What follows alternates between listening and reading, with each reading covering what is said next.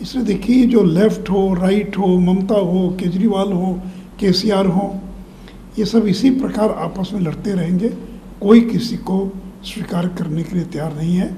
और नीतीश जी का मिशन तो चालू होने के पहले ही फेल हो गया।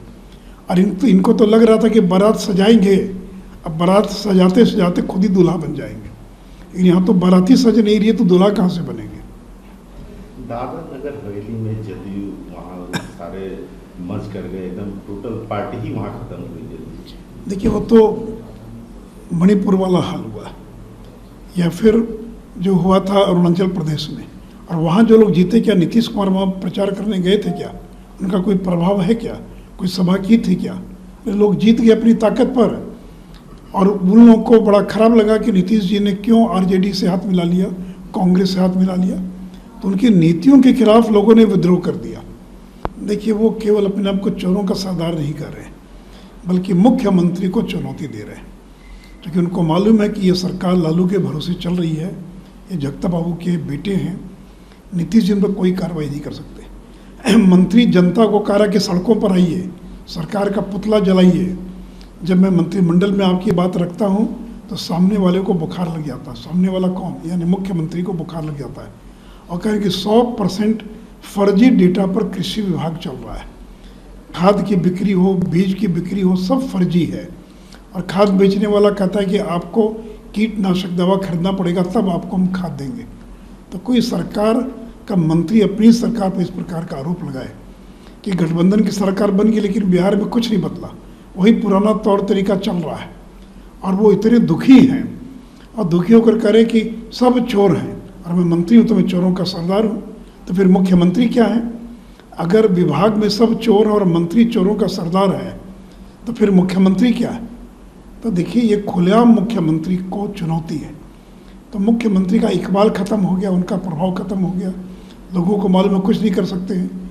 एक दूसरी विधायक हैं जनता दल यू की, बीमा भारती, वो अपनी ही सरकार के मंत्री को हटाने की मांग कर रही हैं, अपनी बात पर कायम है।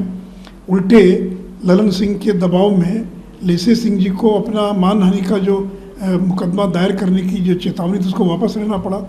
लेकिन बीमा भारती अपने बात पर कायम है। तो ये आरोप हम नहीं लगा रहे।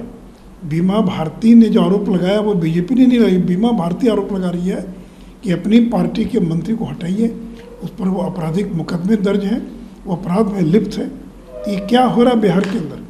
कार्तिक सिंह गए, फरार हैं, पुलिस कुछ नहीं कर पाई।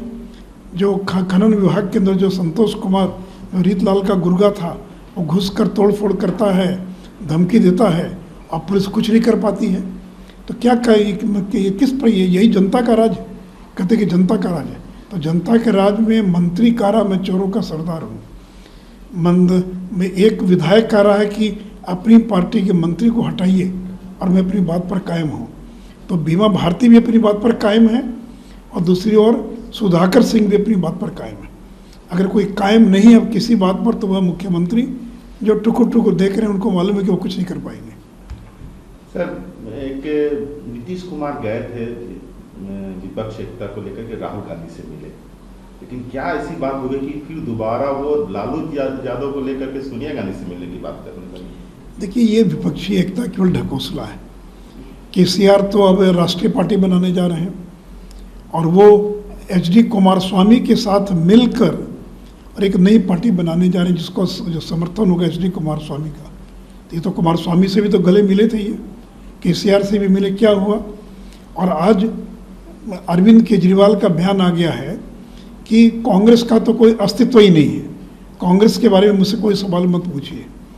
तो देखिए, ममता बनर्जी, अरविंद केजरीवाल, कोई किसी को स्वीकार करने के लिए तैयार नहीं है।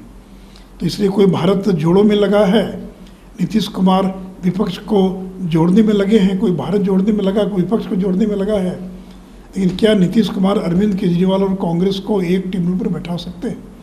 आज लेफ्ट ने, सीपीएम ने सबसे बड़ा हमला किया है राहुल गांधी पर और ये कहा है कि क्या कारण है कि राहुल गांधी यूपी में केवल 3 दिन जा रहे हैं और केरल में 15 दिन रहेंगे। तो ये तो सीपीएम सवाल उठा रही है। तो जब सीपीएम ही राहुल गांधी की यात्रा पर सवाल उठा रही है कि आपको हिम्मत नहीं है गुजरात जाने की, आप हिमाचल नहीं जा रहे जब चुनाव है, और यूपी जो देश का सबसे बड़ा प्रदेश है जहाँ बीजेपी सबसे ताकतवर, वहाँ आप केवल 4 या 5 दिन का दौरा कर रहे हैं। और केरल जहाँ लेफ्ट की सरकार है वहाँ पर 15 दिन का दौरा कर रहे हैं।